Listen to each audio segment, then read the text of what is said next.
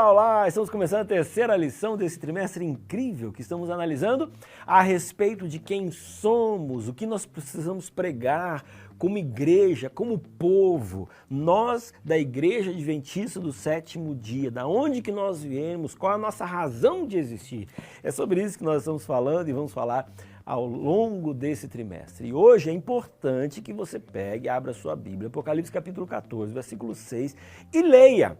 Hoje, amanhã, depois de amanhã, entendeu? A semana inteira. Por quê? Às vezes algumas coisas mais complexas, elas se revelam a nós de forma assim progressiva. Então hoje eu leio, entendo um pouquinho, amanhã eu leio, entendo outro pouquinho. E assim a gente vai compreender totalmente a mensagem que nós temos aqui em Apocalipse capítulo 14, versículo 6, ok?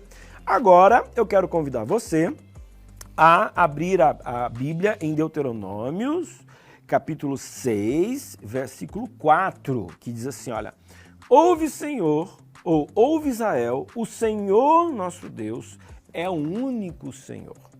Essa porção aqui, mais umas porções abaixo aqui que eu gosto bastante, que fala assim, amarás, pois, o Senhor teu Deus, todo o teu coração, toda a tua alma, toda a tua força. É chamado pelos judeus de Shema.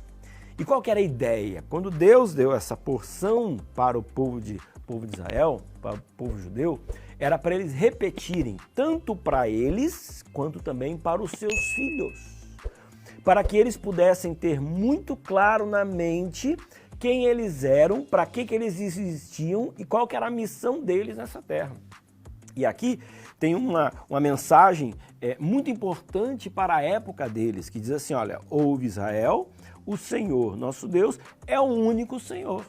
Porque tudo começa nessa ideia, né, de que só existe um Deus. E eles viviam num contexto extremamente pagão, eram muitos deuses.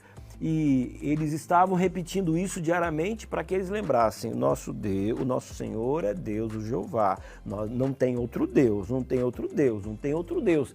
E a ideia é que enquanto eles repetissem, e eles entendessem, e eles vivessem, eles não ficariam longe de Deus. Quando a gente olha para o Antigo Testamento, a gente percebe que eles não repetiram talvez tantas vezes quantas foram necessárias. E em vários momentos eles se afastaram completamente de Deus, inclusive adorando outros deuses que não eram o Senhor. Agora, isso é do passado. E hoje, o que a gente precisa saber? O que a gente precisa repetir? O que a gente precisa dar valor como mensagem central daquilo que nós acreditamos?